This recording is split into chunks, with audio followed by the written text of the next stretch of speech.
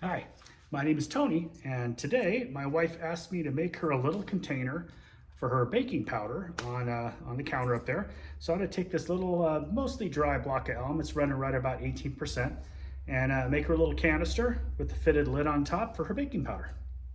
Okay, I'm going to start out by marking our centers on this, so we start out with our best possible shot here. This is just some elm that I processed myself from a tree that fell down.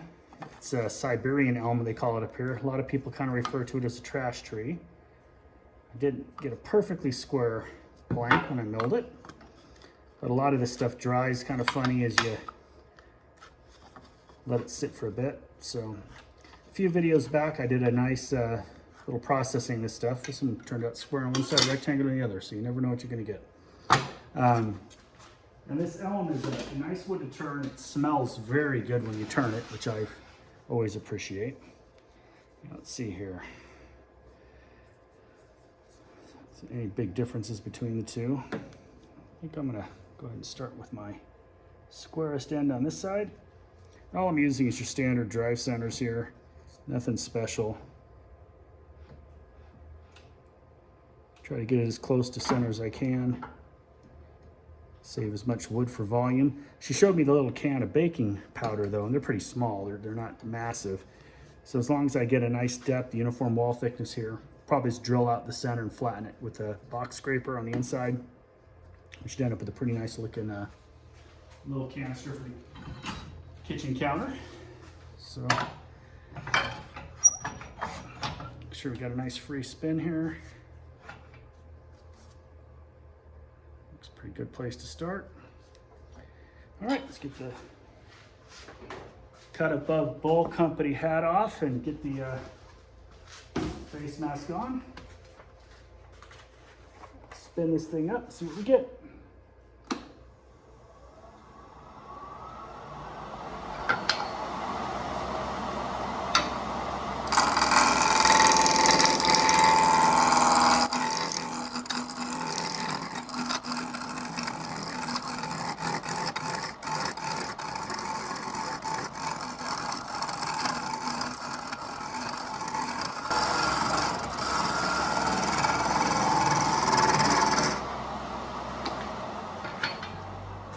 So for a first pass there, just knocking the corners off before we really come in and take a look. I'll probably switch over to a more detailed continental gouge here in a second. But as long as we keep it on there, standard with every tool, right? An anchor, find the bevel, then lift the handle.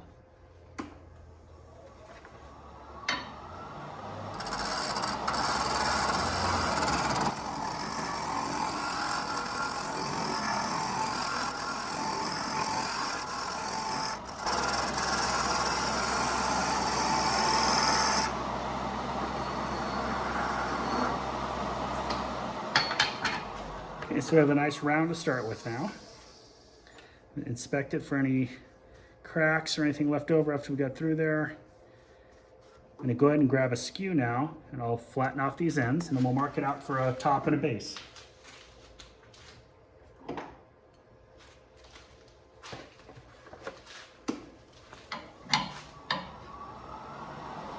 Anchor, bevel, lift the handle.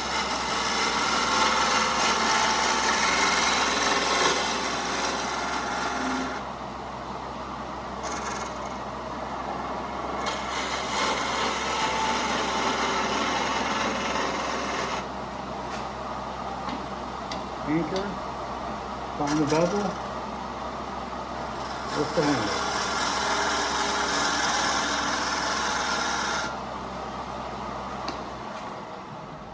Now I'm going to leave a tenon on both ends here so I can put it in my chucks. I'll go ahead and clean those up on both ends, but we just want to get a basic, what do we have for round here? Okay. And this is a crown, also made by Hurricane, 3/4 or half-inch spindle gouge.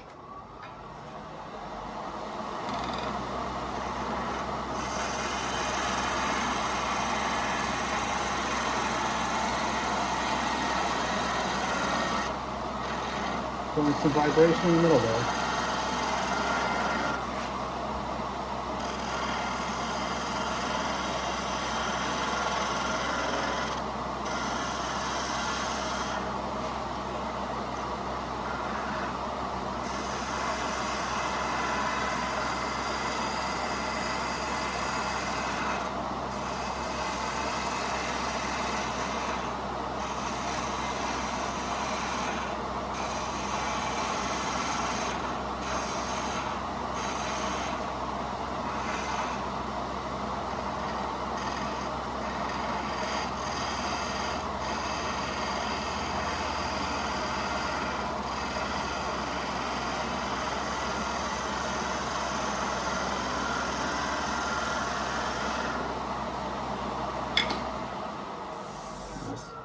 feeling a little bit of chatter, and I'm not quite sure if there's something in the wood here.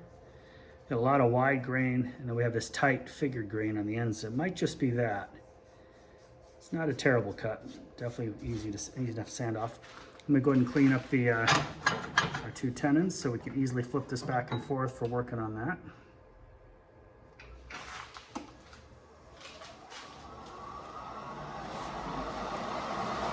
For that, I've got my 1/2-inch pointy gouge.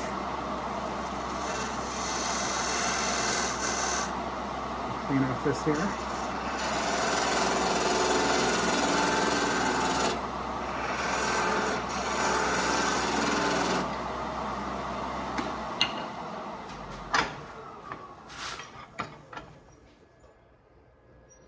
Just want to get a nice dovetail on both ends.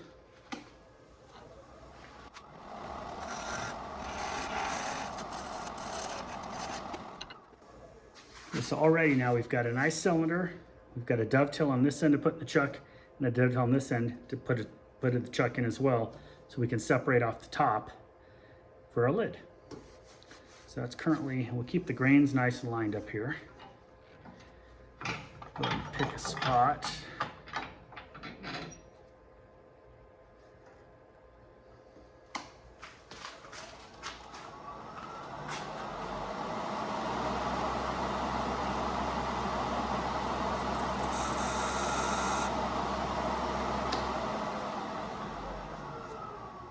So we're going to go ahead and use our parting tool right in here, and that'll give us our 2 sides that we can work on, knowing that the grain's going to match up later. So I'm going to use a very thin parting tool. So Robert Sorby. It's got a need for an edge. So let me put an edge on this real quick. That's all that'll take. Let's go ahead and get close to parting this down.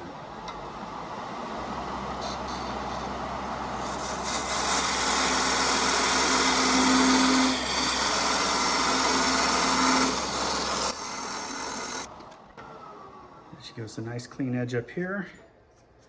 Gonna have a little bit of sanding pull off there, and I'll go ahead and sand that off with pull saw. So for me, again, this is my preference. Instead of cutting all the way through, I like to just get a tenon in there, something where I know my grain's gonna look nice on the outside, and then I'll just saw off the second part of my blank for a box lid.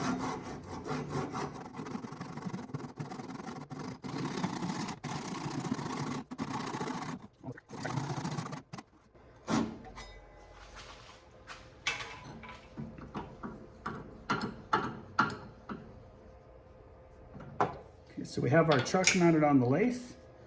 We have our 2 pieces of blank here that we just separated. So I'm going to start with the base here. Get that nice and tightened up. Looks like it's spinning pretty true.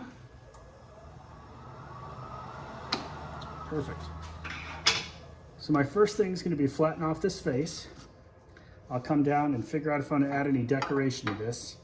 A lot of stuff I make for a kitchen, I try to keep it as smooth as possible. It's a lot easier to keep clean, I have been told. And I'm also going to work on making this nice and flat out here. We can't really use scrapers, so we're going to have to use spindle gouge.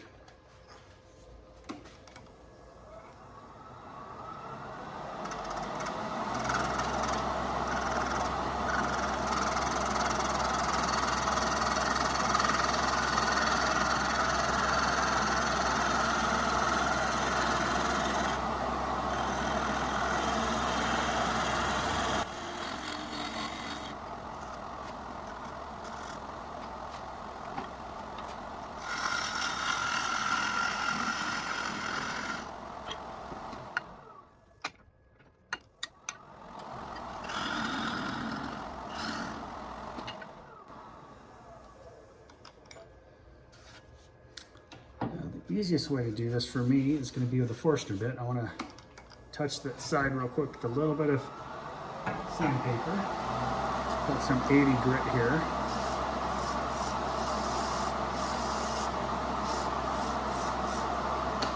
Just want to see if we get a nice smooth edge that's going to line up nicely with a little bevel on it. That looks pretty good. I'm gonna go ahead and sand the outside real quick before we get to hollowing with the Forstner bit, because it'll start to flex a bit if I don't have all this mass in here. So we'll turn on our dust collector.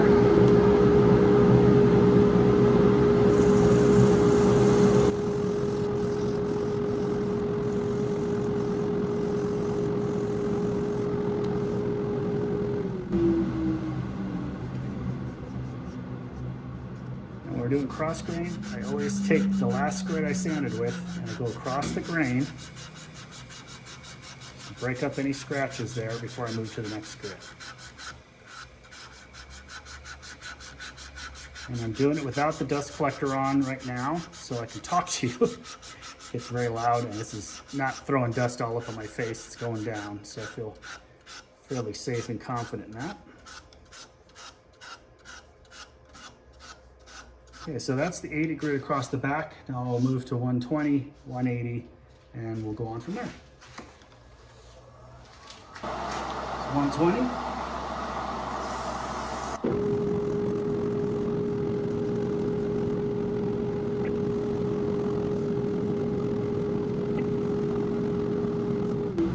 So today it is 85 degrees and 31% humidity in the shade here in my shop. Not one of them fancy pants fellas with the air conditioned shop. Someday we all can dream, right? But I can really feel the difference in just motivation and how long you want to stand out here. So as we got down to that 240, I can see that there's a tool mark here that isn't coming out at 240, so I'm gonna have to go back to 180 to pull that out, looks like. Although I could also just put a bead over that, which is a nice cheap way of doing it. But let's hit that top up there.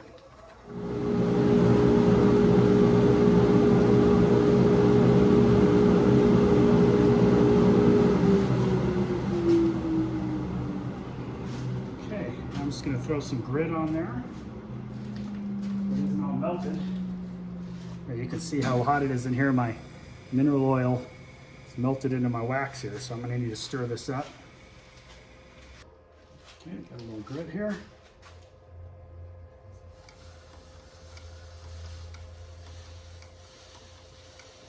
This is completely food safe, so putting on a kitchen utensil is not a problem. I'll just wipe it on uniformly and I just buff it in until my towel falls off my towel. Keep the fingers away from the chuck.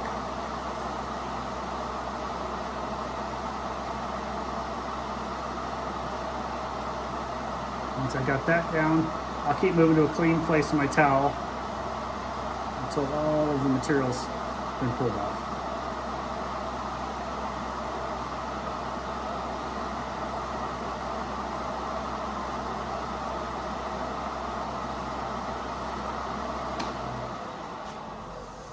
We'll obviously, ooh, it got nice and hot.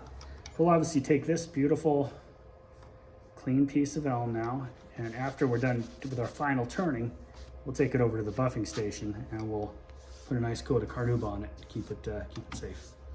So let's take a look now at exactly what our diameter is. We're not kind of going on the fly with the wood we have available. We're not building a clock, as they say. We can get away with a 75 millimeter, even maybe an 80 millimeter, but I think we're going to go with 75 millimeter. Give us a nice thick there. I'm going to put the lid stopper internal to this, so when we turn the lid, it'll be easy to match that up.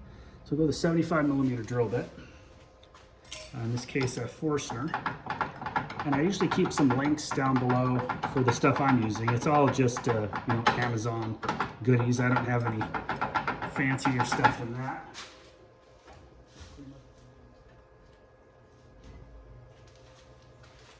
Drop this down to a 50, to roughly 2 inches, 50 millimeters. We'll start there. Remove the bulk of that material before we progress.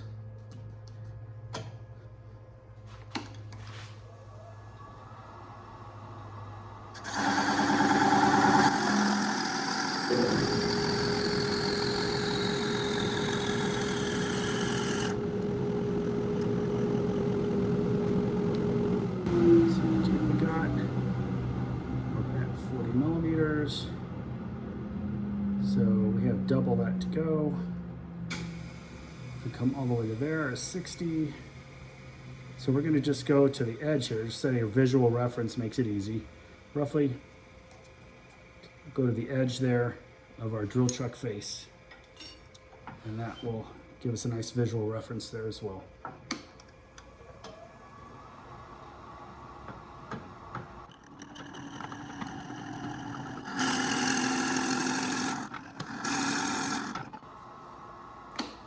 What we did there is we used the visual reference from our Jacobs chuck, measured our point to get our depth. Now that only works with one drill bit obviously, so now we're gonna have to be a little bit more careful because they're not all the same length. Go up to 70 now. Which probably should have been where we started anyway, instead of trying to get that extra thin wall. But we'll still go after that a little bit, but we'll have a nice reference to put our lid on later. I like to pull my drill bit back so I know how deep I'm going.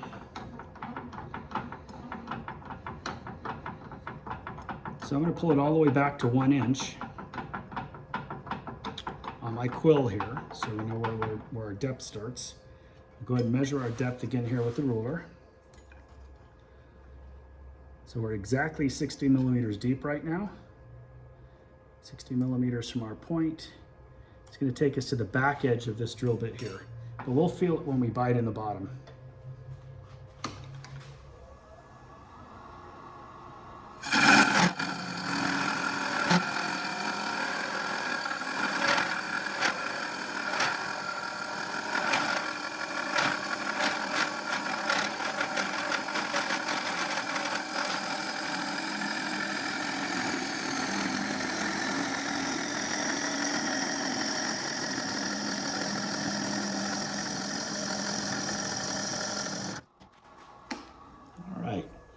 So sorry for that being very loud. We had a lot of chatter. I left myself about 1/4 inch to get down to the bottom of that. But I want to clean out all that in there first.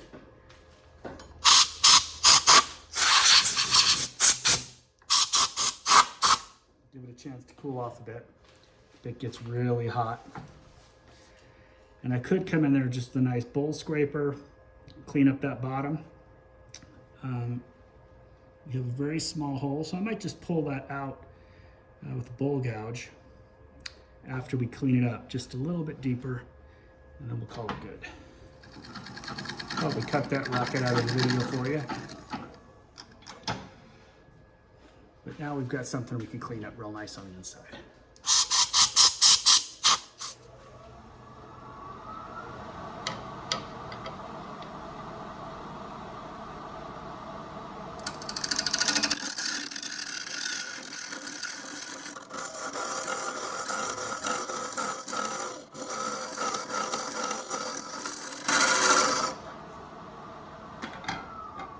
So what I'm doing there is I'm adding a round bottom to this, because when you're putting in powders and stuff like that, you don't want any little ridges or square shoulders. So we're getting down there.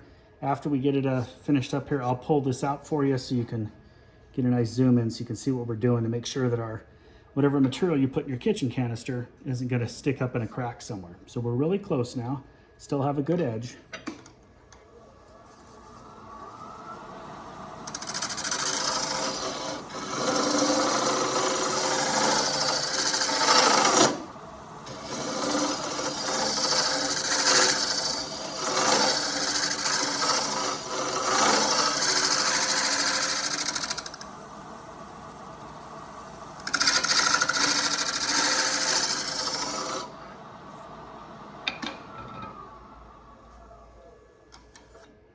Okay, we got our first edge done. Now we have just the one last spot here we need to get, and we'll get that with the very tip of the box scraper. Remember, you've got to keep that angle up high or you will get a little catch like you saw me get earlier. So.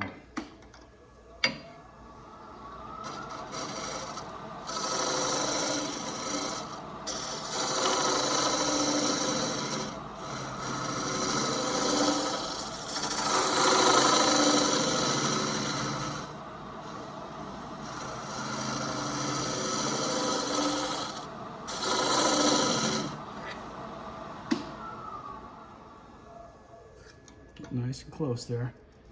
Still have a visual edge down at the bottom that I'm going to work out with the scraper still, but I got to take a little bit more aggressive cut. It needs more meat taken out.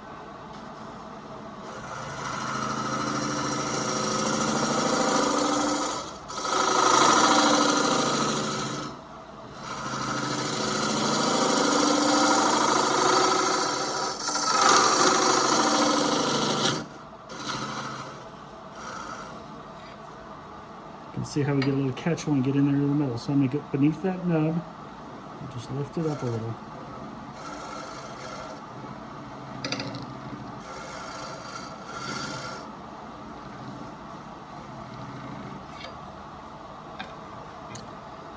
Okay, so now I'm going to have to get out a really big heavy-duty scraper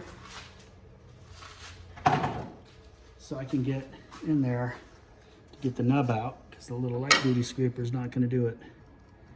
And it's going to go right across there. All right. But I need to come up high enough that the tip of my scraper is minimum center line, and then I'm going to come under that and lift it out. So I'm sure there's 1,000 ways to do that, but I've always found keep the scraper below at a higher angle. You get a nice ability to pull that little nub out.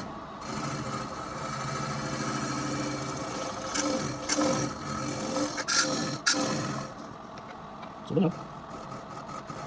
Barely touching it, just pulling a little bit out. Now let's see aesthetically if that looks nice. Does. I can't feel the tool marks, but I can see them, so we'll have to get in there and power sand that a little bit. Now the next trick is we're going to set our rim for the lid to snap into. And I'm going to do that with the box scraper, but a square end box scraper. This is from Crown Tools.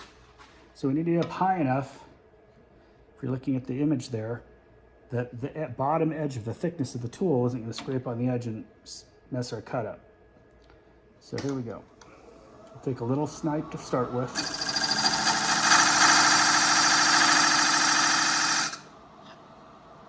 We go down just enough to get our lid in there.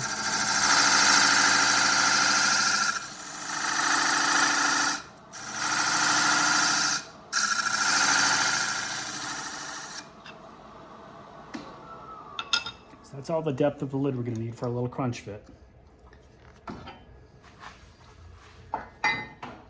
So I have a large inside bowl scraper. This is from Grizzly Tools.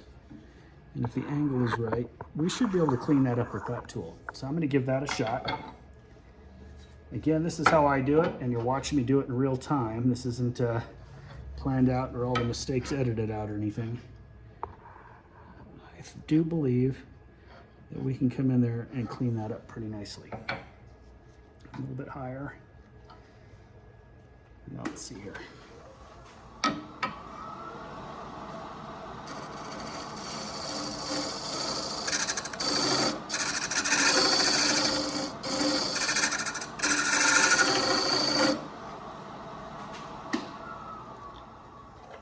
So I really do like the way it felt. I felt like I was getting in there and getting that up. The majority of it's gone. A teeny bit more over here, and that's feels more like it's from just the flexing of this thing. Got a little bit of flex in it. So I'm going to move to a power sander now. We've got most of it out. Before we move on to anything else, let's go ahead and clean that up so we know what we're dealing with. See if it's still going to be purdy or not. I don't know standard depth is going to fit. It will. Perfect. I'm going to put a fresh 80 grit pad on the 2-inch here. So we got that here.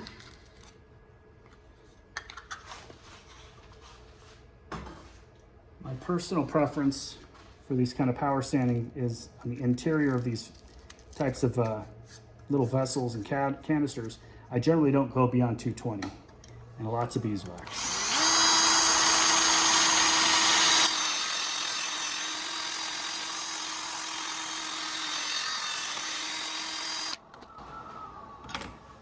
Should have turned my dust collector on there. I'll be paying for that later.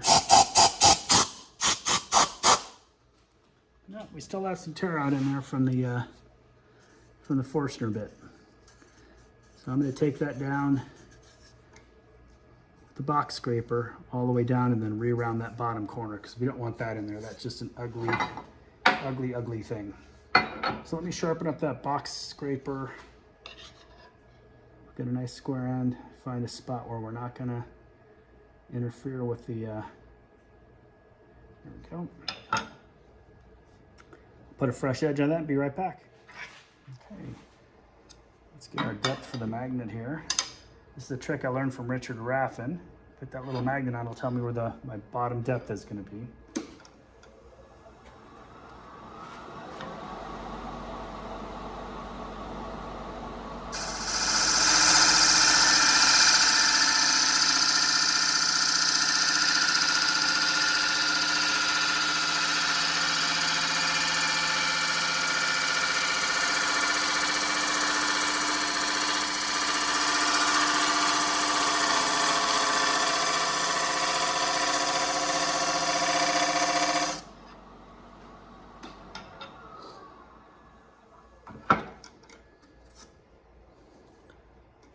Okay, we pulled that tar out.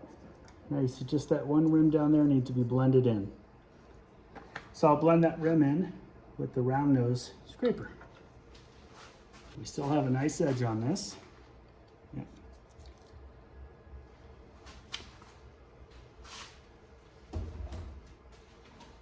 So make sure we have our tool height set well so we don't end up with a catch.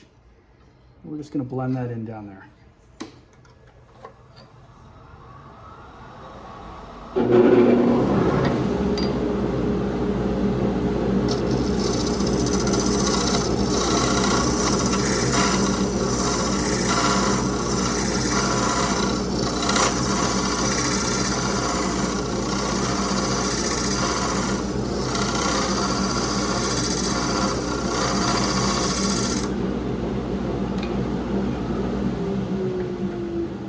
That should give us a nice round bottom. Still have one little lip in there. I'll go ahead and pull that out. It's the last pass here. But now we have a nice round bottom.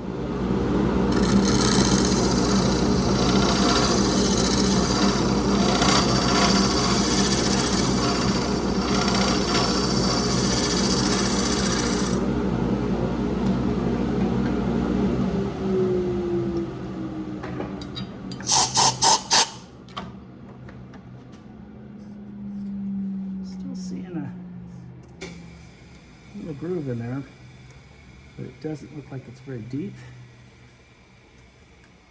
Trying to think of where that's coming from here. Still have plenty of depth here.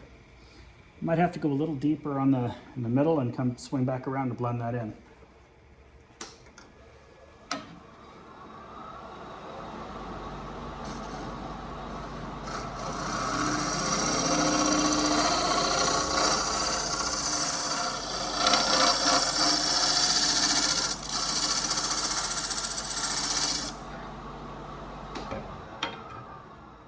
So this might seem a little tedious, but honestly it's one of the most important features for a dry goods canister. If you have any grooves or anything, you have a spot for stuff to collect up and stay out. So now we've got a nice smooth bottom. I think you can see that in the image there. And all I have to do now is sand a little of this rough grain out from the push down. This is all end grain.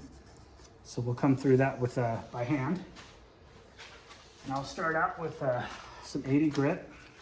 This is just the standard of 3M stuff here, nothing fancy. I'll turn the speed down to about 350 and turn the dust collector on. I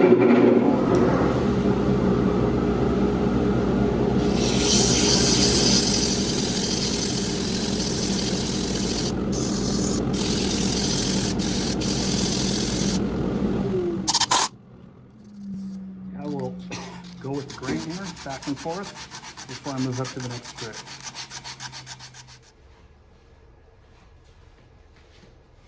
No comments about the shorts, people. I know it's hot out here.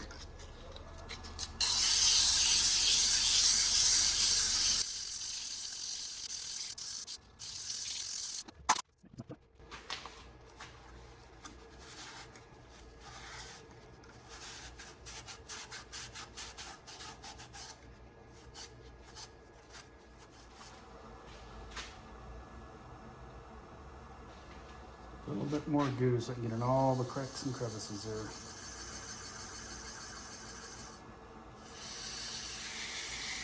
Remember, never wrap your fingers around your cloth when it's in here.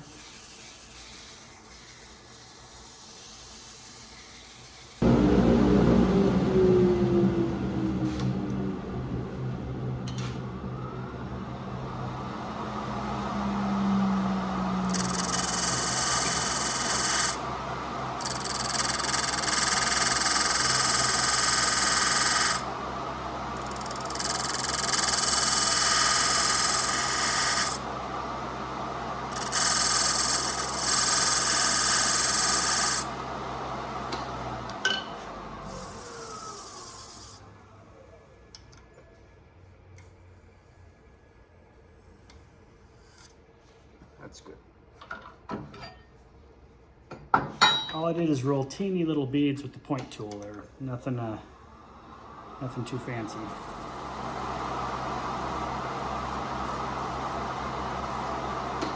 Okay, we're ready to make a lid.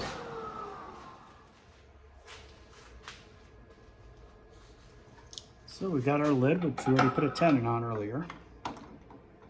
Knowing what we went through last time though, be a little more careful. Make sure it's on nice and tight. Spin it up so it doesn't wobble. And that's pretty true.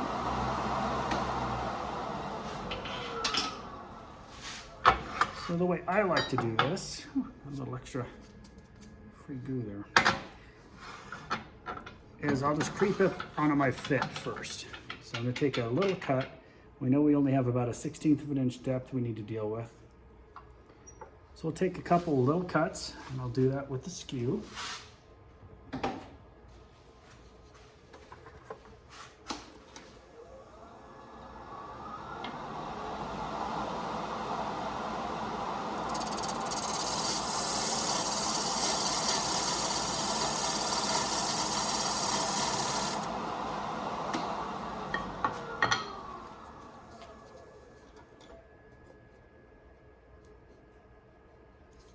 Still a little small. Or too big, sorry.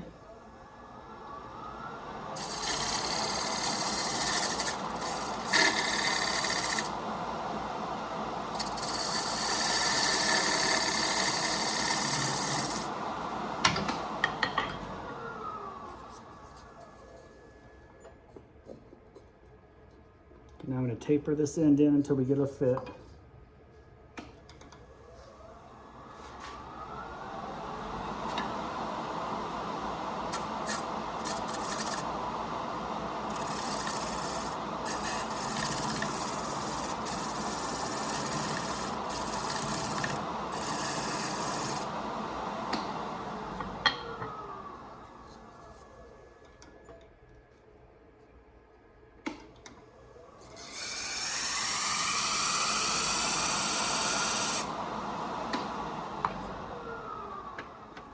Now we have a good idea from the burnishing there of how far in it goes. Now we can just clean it up from going that direction after I clean up this bottom here.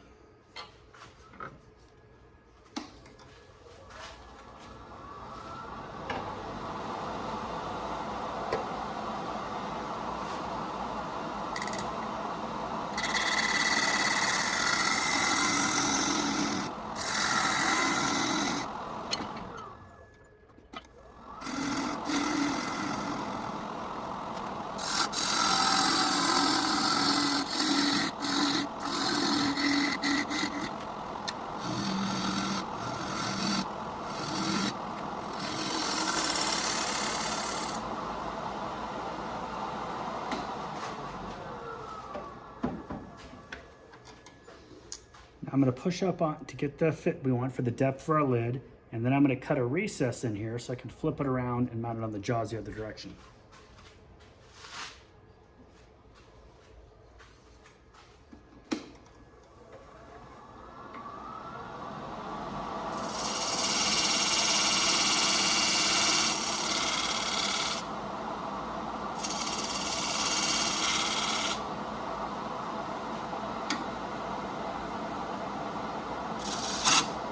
Oh no.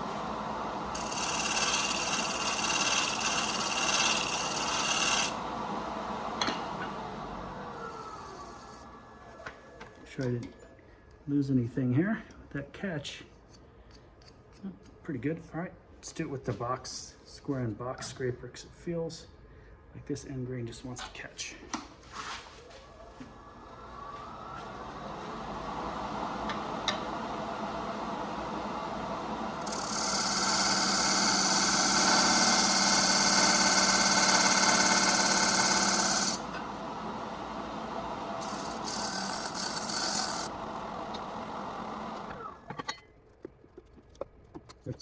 Just ease up on that. One little cut at a time so we get a nice tight fit.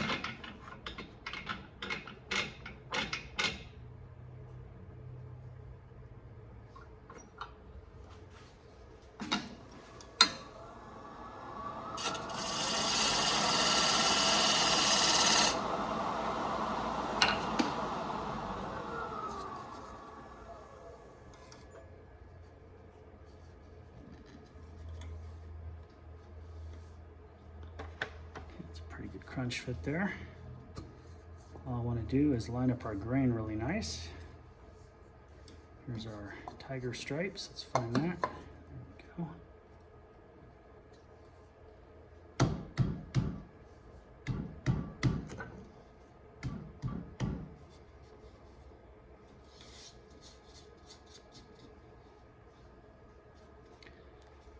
Okay, what I'm going to do now is I'm going to pull up the tailstock just for a little extra support here, so that when I'm getting these exactly the same diameter, I can come across this tool this direction. And we'll still do a little more finishing. We'll just keep working on getting nice fits and tight lines.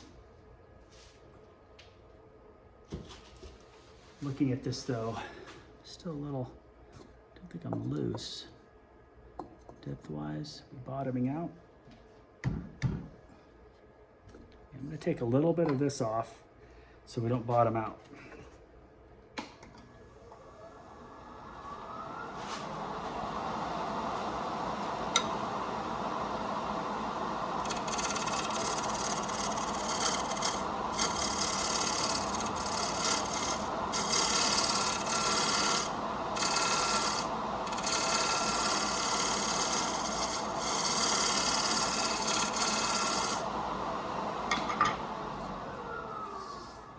So our goal here is we want a really tight line up. And we want our grain to line up perfectly as well. Okay, now we're nice and tight there, all the way across. Okay, let's get that, as long as we're in that center dot there, it's just holding it in place a little.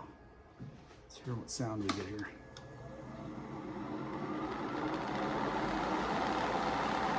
This should be fine.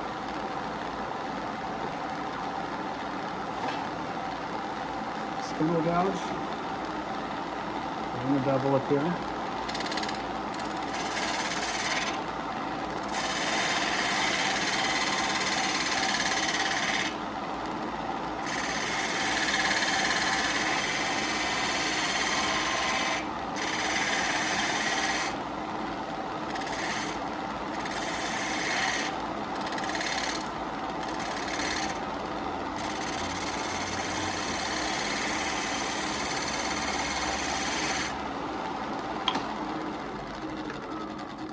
These two should match up nice and perfectly. We didn't even have to touch the other piece of elm here because we had that lip to go up against. Yeah, I like that. So I'm going to undercut this rim a little bit on the inside of our top. Right now I think we're still coming out a bit, and I want to be undercut just so this lines down, and that's an easy, quick little fix with the pointy tool.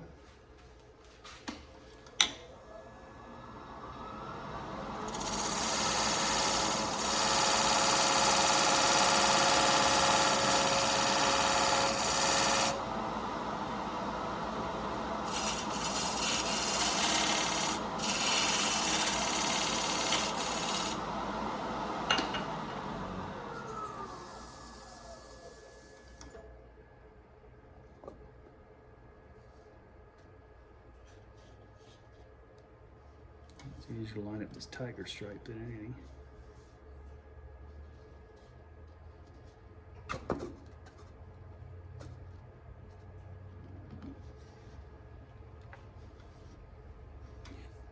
A nice shadow line there. Okay, now let's make that. I'm going to go ahead on the shadow line, put an intentional V groove there. That'll be everything lined up nice.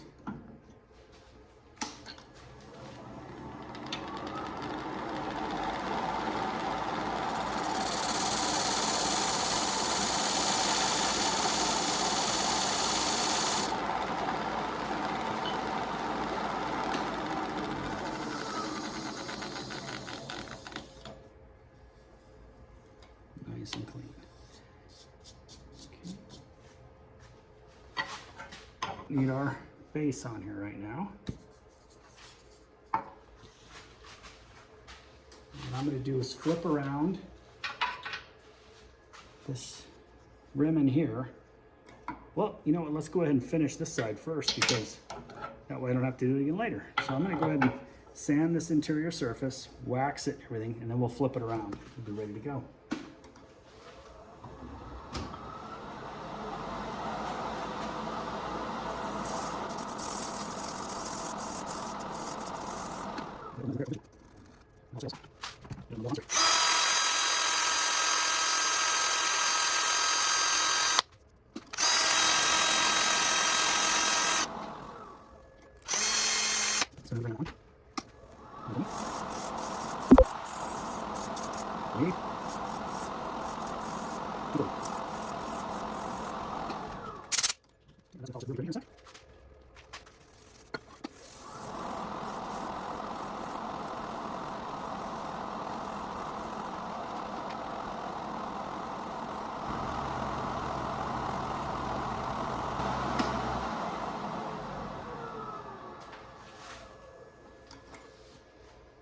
There's the inside of our lid.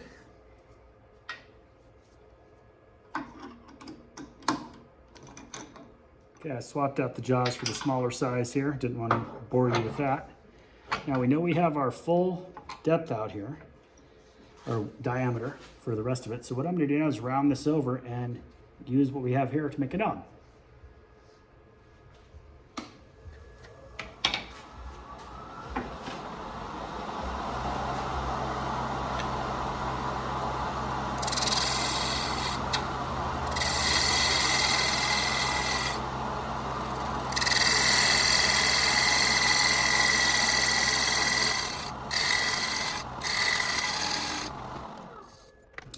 Grain we have here. Yep, I'm going to go for significantly more rounded over.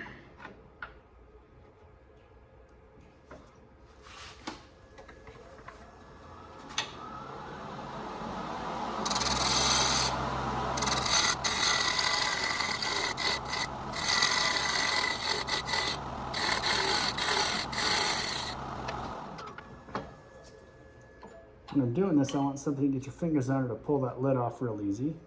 Shouldn't be a chore, it's a kitchen thing. So gravity with a little pop should be enough.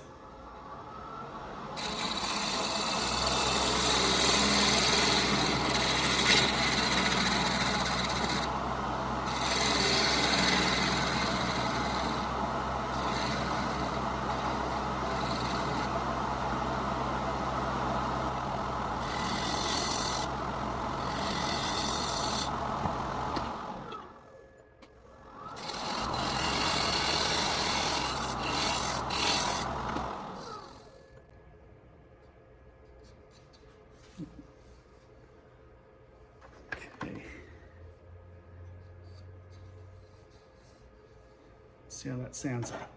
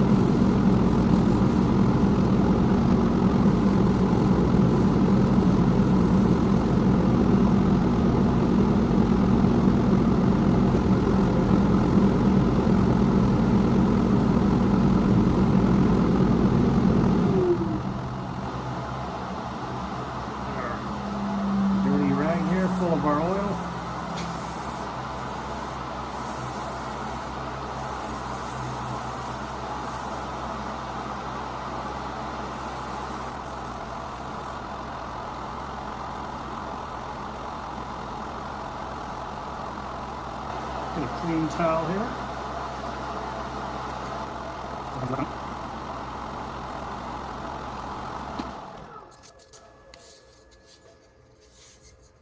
And there's our lid.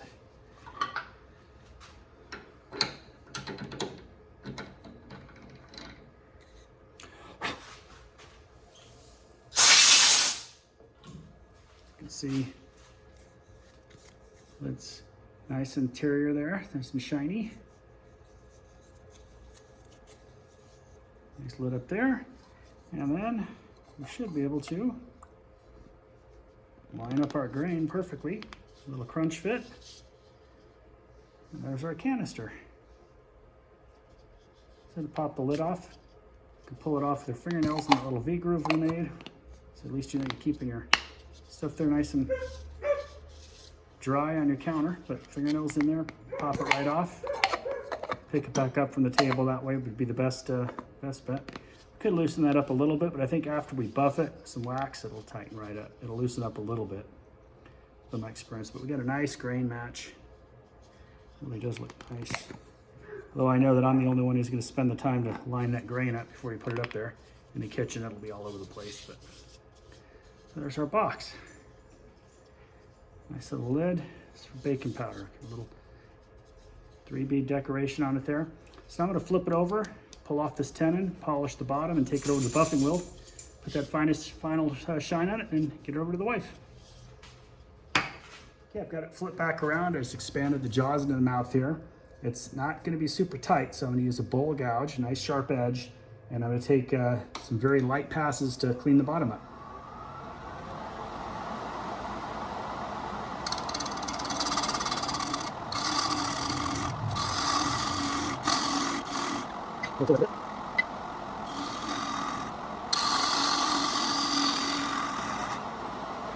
Now for this bottom, we're going to want a little concave so it always sits flat.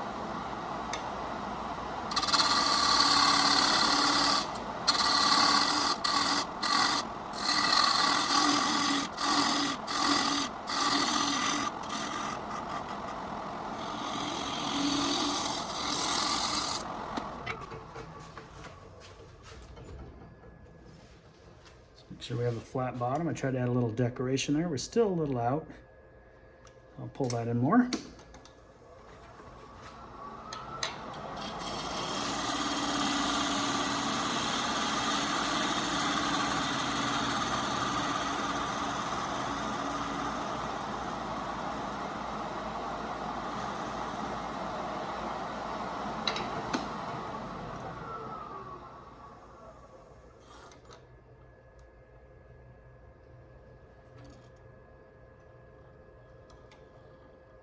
I'm going to sand this down just a little bit, but I want to leave a little decoration on the bottom because I always think the bottom should be pretty.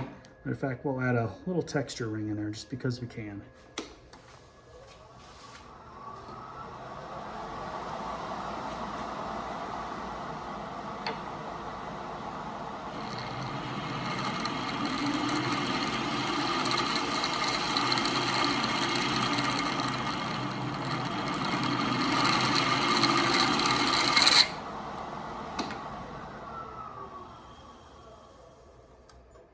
A nice little spiral pattern and a little sun there in the middle. I think that looks nice. So let's sand her up.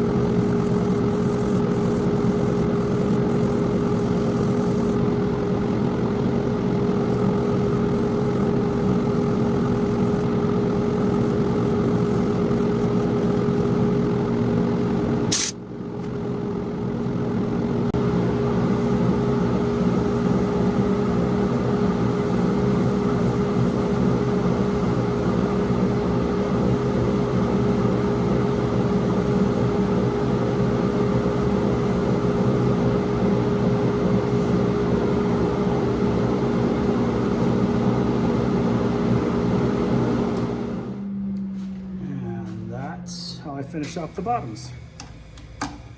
So, a little sawdust in here.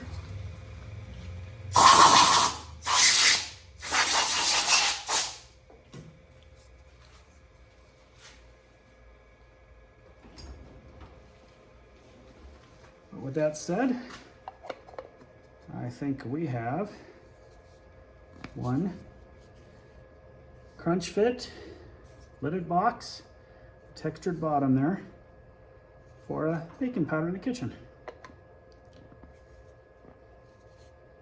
Well, I hope you enjoyed the video, and take you back around the other side and give it a quick spin after we buff it and talk about it a little bit. Thanks. Well, there she is. One baking powder box for the wife's kitchen counter. It's made out of Siberian elm, and it's a nice matched grain with a round bottom inside, so there's no corners to get stuff stuck in. 3 little beads around the edge for decoration, and a fingernail pop top on top. Hope you enjoyed watching and learned something from it. Appreciate your feedback. If you have anything to say, please leave me a comment. Look forward to seeing you next time. Thanks for stopping by.